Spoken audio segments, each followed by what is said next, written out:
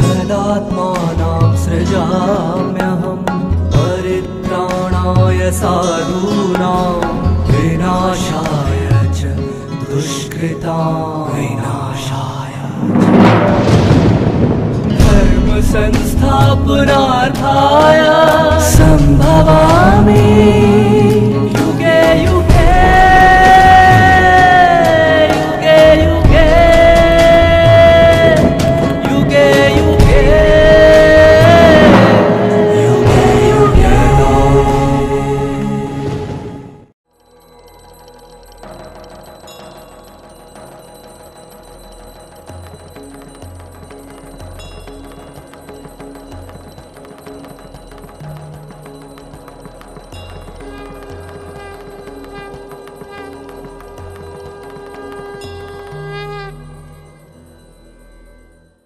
आत्मा का स्वरूप कैसे है?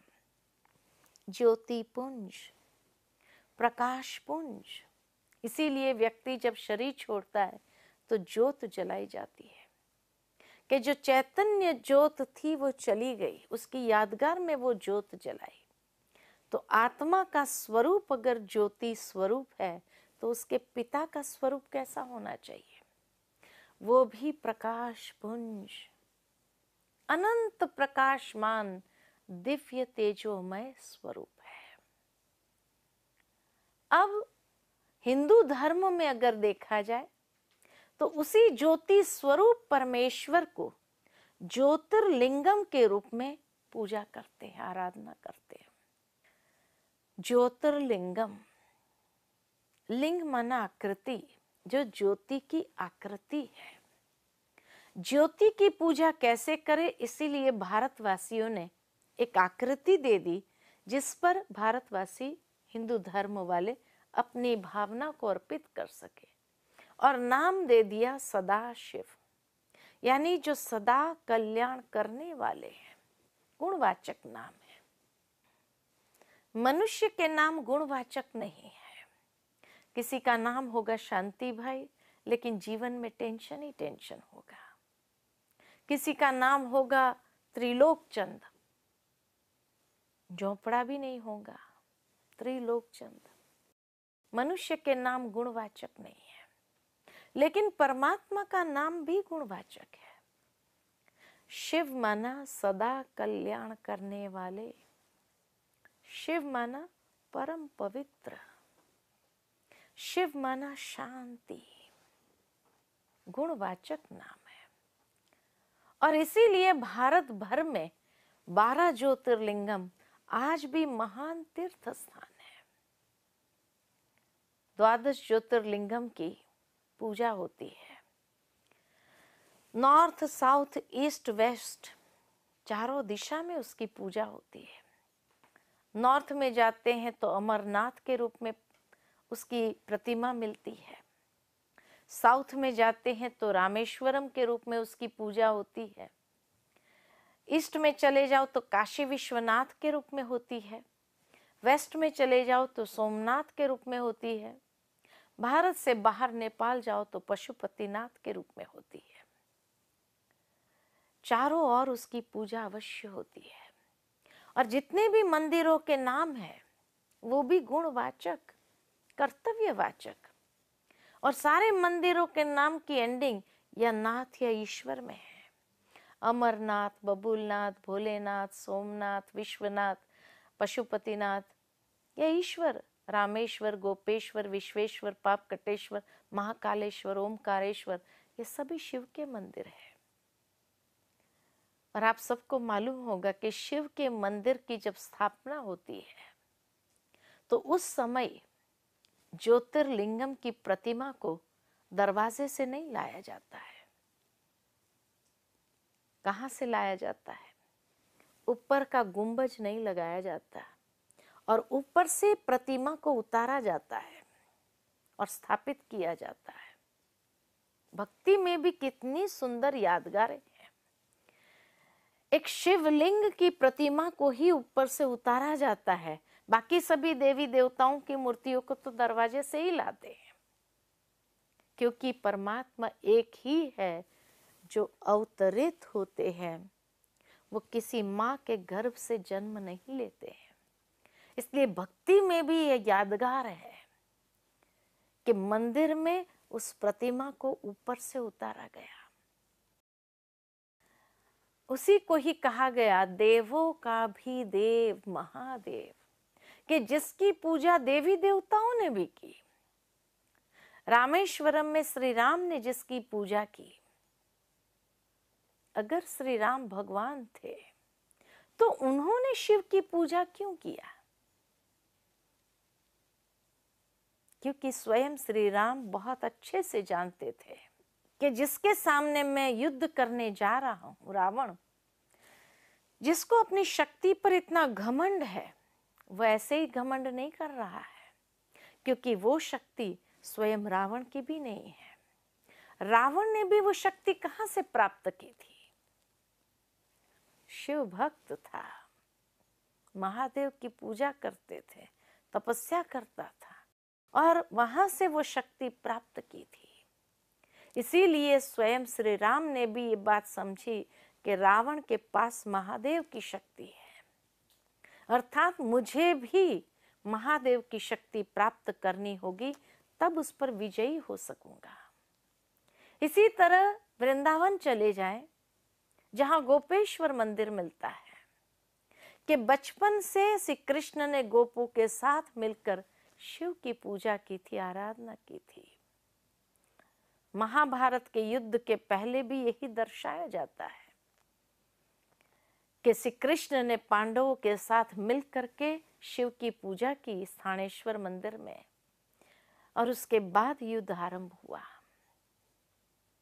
और इसी तरह जिन देवियों की हम पूजा करते हैं, ये देवियां कौन है? तो कहते हैं असुर संहारणी शिव शक्तियां, कि जब इस संसार में असुर बढ़ गए तो शिव ने अपनी शक्तियों को उत्पन्न किया और असुर का संहार कराया। तो इसीलिए परमेश्वर को कहा जाता है देवों का भी देव महादेव। परंतु यहाँ भारतवासी एक गलत फहमी में आ जाते हैं, जो शिव और शंकर दोनों को एक ही समझ लेते हैं, जहां दोनों का नाम भी अलग है, शिव और शंकर, जहां दोनों का स्वरूप आइडेंटिटी ही अलग है। एक है निराकार ज्योतिर्लिंगम, एक है आकारी देव पुरुष, जहां दोनों का कर्तव्य ही अलग है। शिव को कहा भोलेनाथ, और शंकर के लिए कहते हैं जब तीसरा नेत्र खुलता है तो महाविनाश होता है। एक भोलेनाथ है, एक प्रलयनाथ है, फिर एक कैसे हो सकता है? शंकर को हमेशा गृहस्थ धर्म में दिखाया। माँ पार्वती है, 2 बच्चे हैं, और सभी मिलकर के शिव की पूजा कर रहे हैं। जब भी कोई मंत्र देता है तो ओम नमः शिवाय का मंत्र देता है, उसको ओम नमः शंकराय करके नहीं जपते हैं। भारत में शिवरात्रि मनाई जाती है, महाशिवरात्रि कहते हैं, शंकर रात्रि कभी नहीं कहेंगे। शंकर को हमेशा ध्यान मुद्रा में दिखाया गया है। किसका ध्यान कर रहे हैं? कैलाश पर्वत पर जाकर उन्होंने ध्यान किया।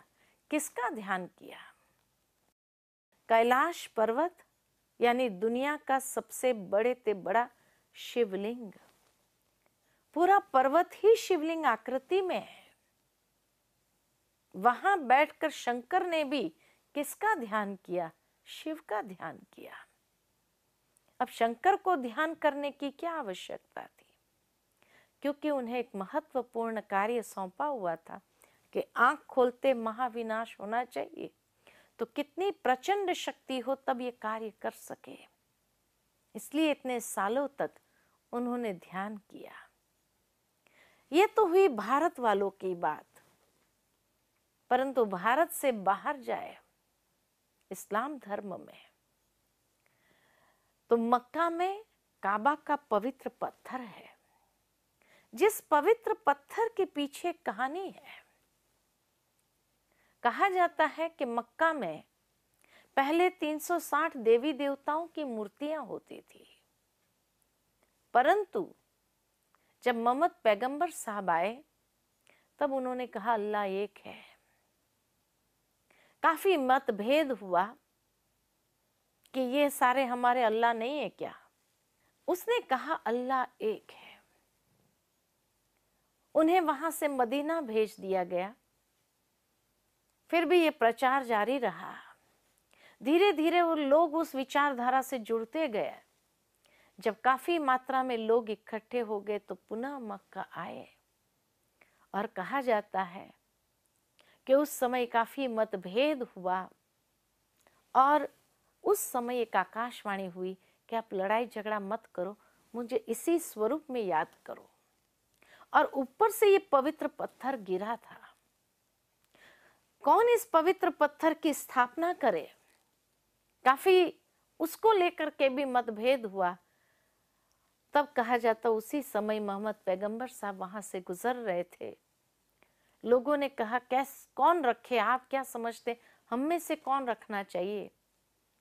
और उस समय उन्होंने एक बड़ी चद्दर में चारों को कहा आप चारों कोनों को पकड़ो, और अपने हाथों से उन्होंने उस काबा के पवित्र पत्थर को बीच में रखा और स्थापित कर दिया।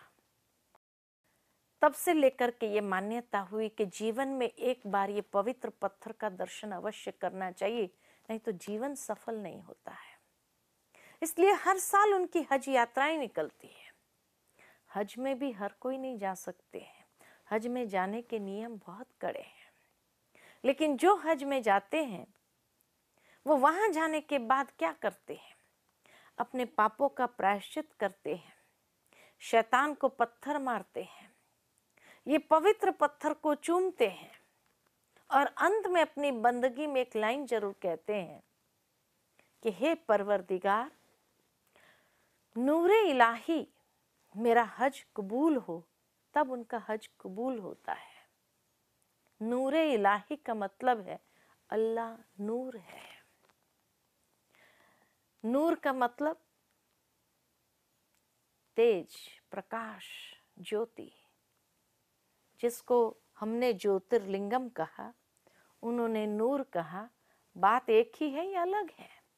ज्योति माना भी प्रकाश, नूर माना भी प्रकाश, तो बात तो एक ही हो गई।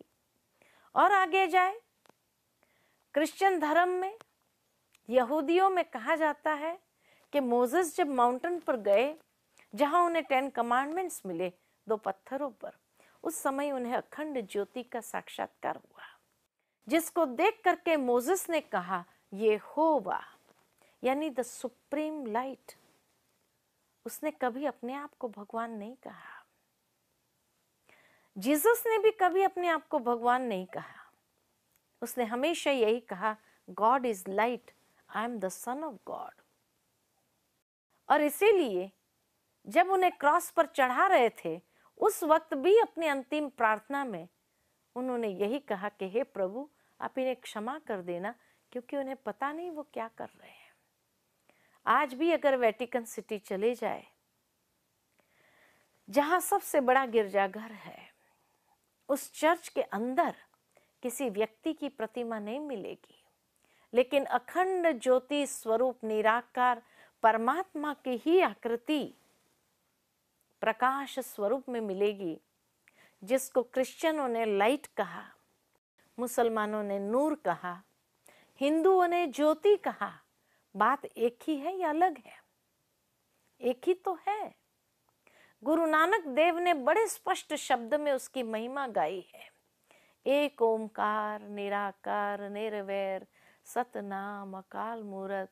कितनी सुंदर तरीके से सारी महिमा गाई है। इसलिए दिखाते हैं कि गुरु गोविंद सिंह जी ने भी शिव की महिमा गाई थी।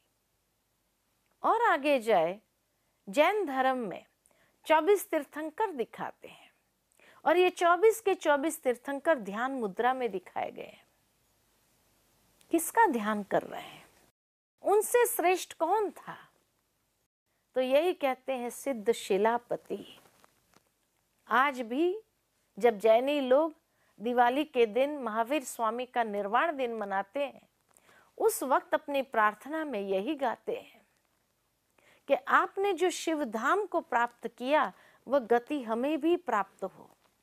वो शिव धाम कौन सा है? सिद्ध शिलापति किसको कहा? जो सर्वश्रेष्ठ है वो कौन है?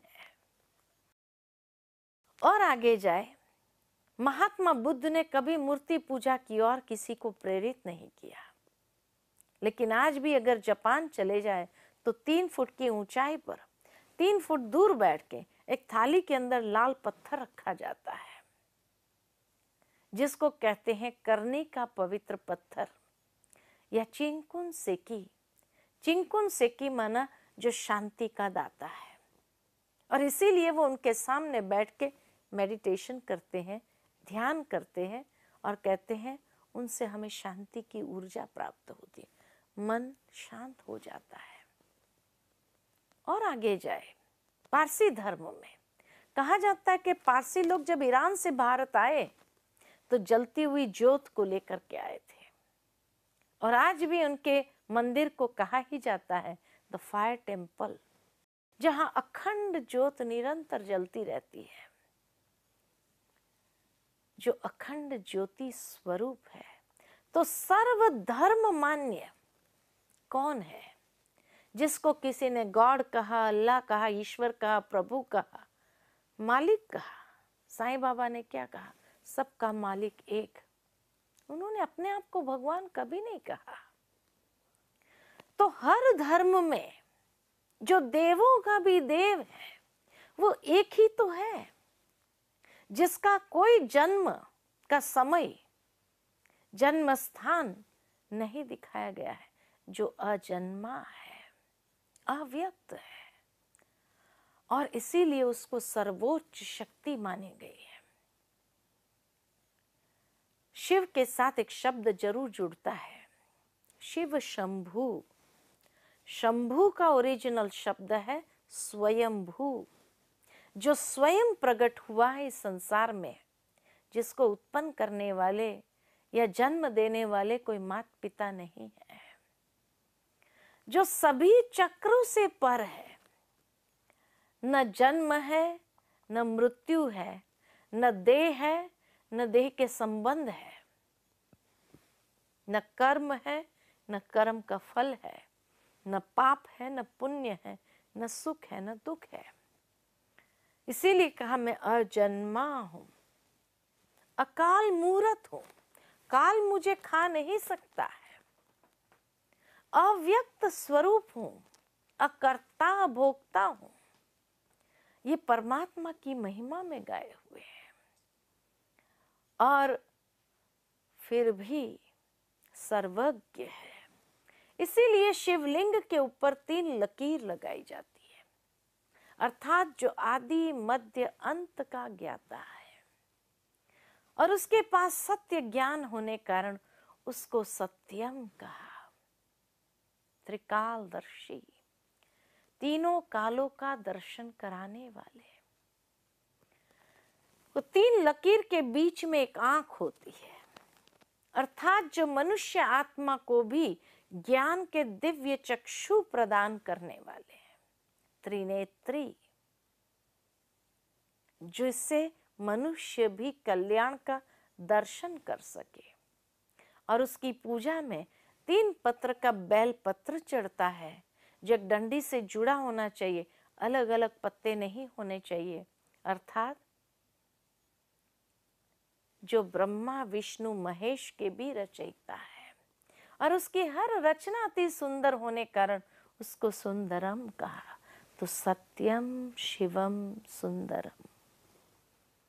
और इसीलिए ये 3 मूर्तियों का गायन भी हर धर्म में मिलेगा।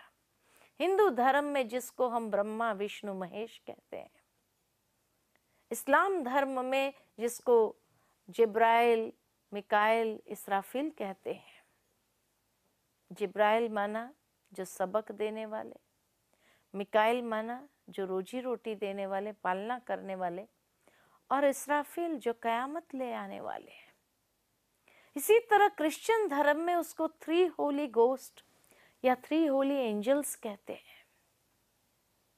और इसी को ही गुरु नानक देव ने कहा, एक संसारी, एक भंडारी, एक लाए दीवान, तीनों मूर्तियों का गायन किया है। कहने का भावार्थ, ये 3 मूर्तियों का गायन भी हर धर्म में मिलेगा। और ये 3 मूर्तियों का भी जन्म नहीं दिखाया जाता है, उनकी भी उत्पत्ति है। और उनकी उत्पत्ति कहाँ से हुई? तो कहा जाता है प्रकाश से उनकी उत्पत्ति होती है। तो परम प्रकाशमान वो परमेश्वर है जो सर्व गुणों में अनंत है। इसीलिए ज्योमेट्री के अंदर बिंदु की डेफिनेशन है इन्फिनिट, अनंत। और विज्ञान के अंदर सबसे सूक्ष्म अणु होता है। और 9वें अध्याय में भगवान ने यही कहा, मैं सूक्ष्म ते सूक्ष्म, अणु से भी सूक्ष्म। इसीलिए वो सर्वशक्तिमान है। तो अजन्मा स्वरूप हर धर्म में एक ही दर्शाया हुआ है। इसीलिए गीता के 4थे अध्याय में जब अर्जुन ने यह सवाल पूछा कि क्या यह उत्तम रहस्यपूर्ण योग का वर्णन करने हेतु आप सबकी तरह पैदा होते हो, ये सवाल किसके प्रति था? क्योंकि श्री कृष्ण को तो वो बहुत अच्छे से जानता था, बहुत नजदीक का संबंध था, अपना मित्र समझता था। और जब भगवान कहते नहीं, स्वरूप की प्राप्ति शरीर प्राप्ति से भिन्न है, मेरा जन्म इन आंखों से देखा नहीं जा सकता है, मैं अजन्मा हूं, अव्यक्त पुरुष हूं, मुझे कोई व्यक्ति का स्वरूप नहीं है। और श्री कृष्ण को तो स्वरूप था, व्यक्त स्वरूप था, जबकि परमात्मा कहते हैं मैं अव्यक्त स्वरूप हूं, शाश्वत हूं, मैं विनाश रहित, पुनर्जन्म रहित, प्रकृति को अधीन करके योग माया से प्रकट होता हूं। मेरे स्वरूप का जन्म पिंड रूप में नहीं होता है, यानी किसी माता के गर्भ से मेरा जन्म नहीं होता है।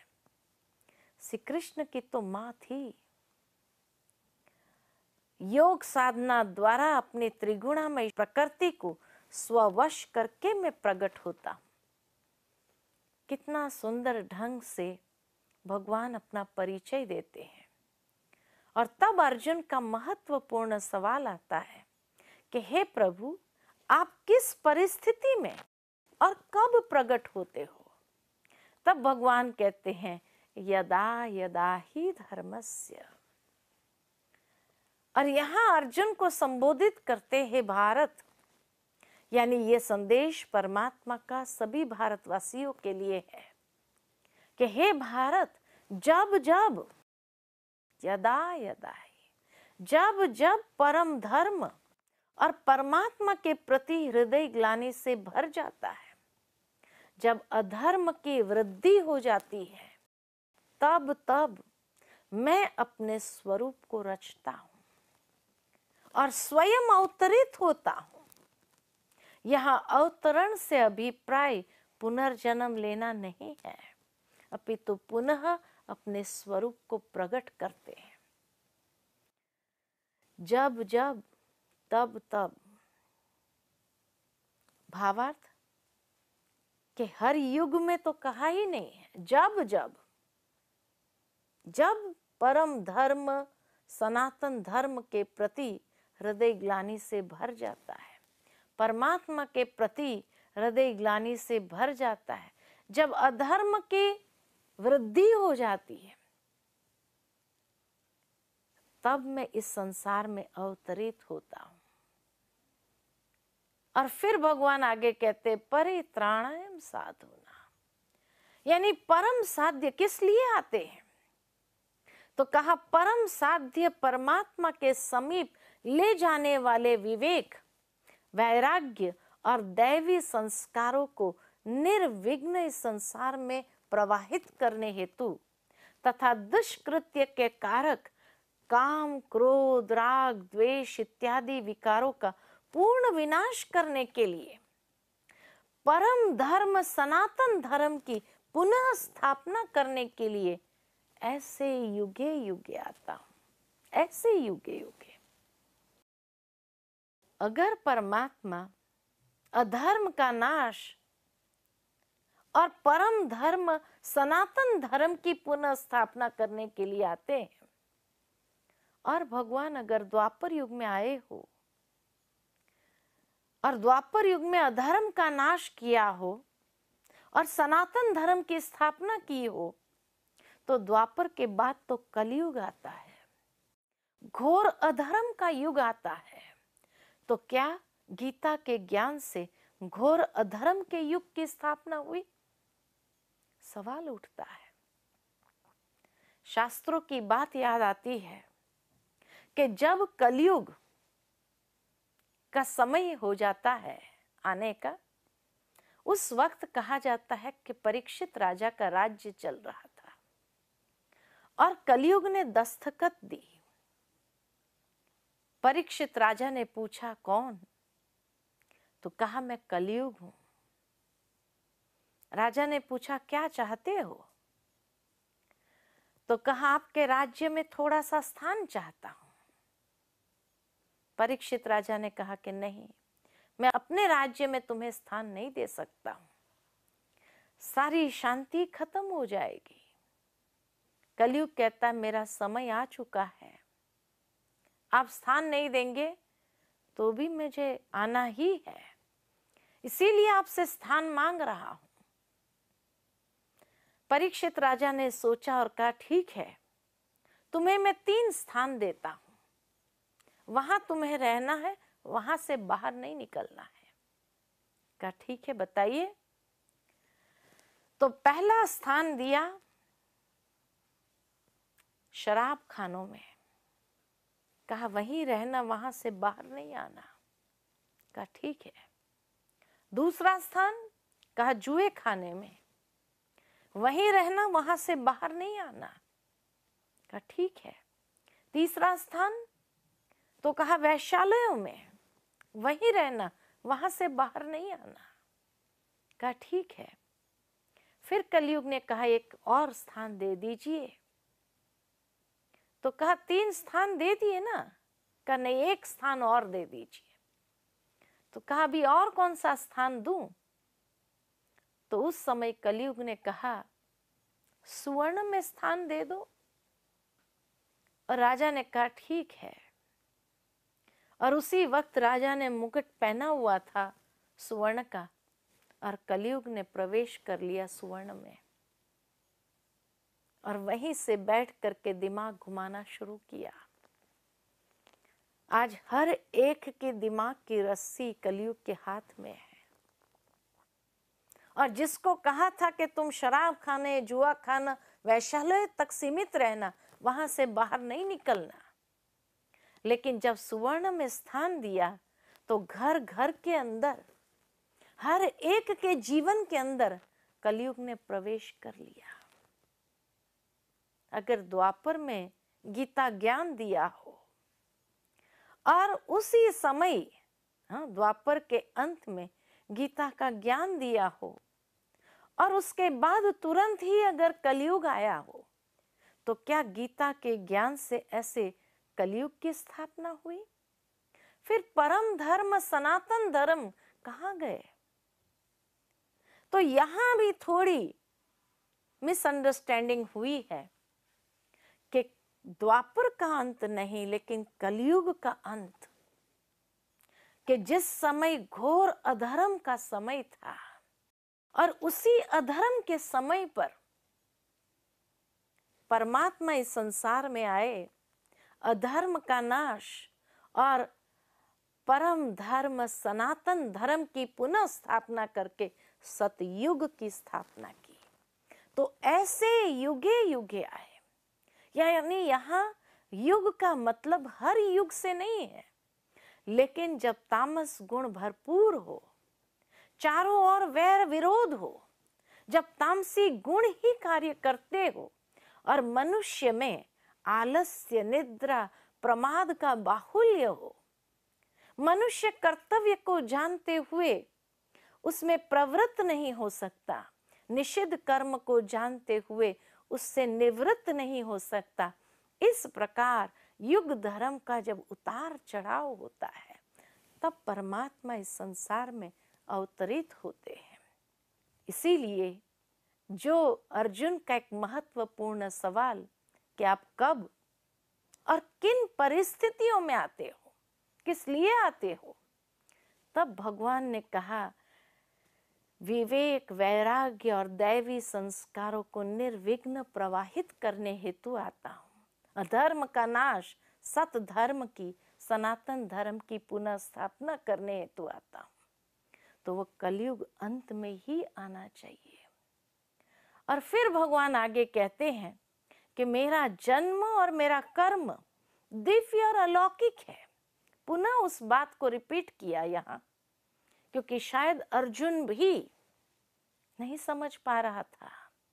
इसीलिए भगवान पुनः उस बात को दोहराते हैं और कहते हैं मेरा जन्म और कर्म दिव्य और अलौकिक है, जो इन चरम चक्षुओं से नहीं देखा जा सकता है। अब अर्जुन एक जिज्ञासा के साथ फिर पूछता है, फिर कौन उसे देख सकता है और समझ सकता है? तब परमात्मा कहते केवल तत्वदर्शी, यानी जो ज्ञान और तपस्या के द्वारा पवित्र बनते हैं और वितराग, भय और क्रोध से मुक्त है, वे मेरे इस जन्म और कर्म को देखता है और मेरा साक्षात्कार कर सकता है। आत्म साक्षात्कार करने वाला ही इस अवीर्य भाव को समझ पाता है कि परमात्मा किस वितरागी में अवतरित होते हैं। कितनी सुंदर बात यहाँ भगवान ने स्पष्ट की कि जो ज्ञान और तपस्या के द्वारा पवित्र बनते हैं, क्योंकि परमात्मा परम पवित्र है। उस परम पवित्र परमात्मा को पहचानने के लिए पात्रता चाहिए, और वो पात्रता है पवित्रता। और जो वितराग, भय और क्रोध से मुक्त है, वे मेरा साक्षात्कार कर सकता है, वो मुझे समझ सकता है और वही मेरा साक्षात्कार कर सकता है। कितना स्पष्ट भगवान कहते हैं। और अर्जुन के प्रश्न का जवाब देते हुए उसके संशय को दूर करते हैं।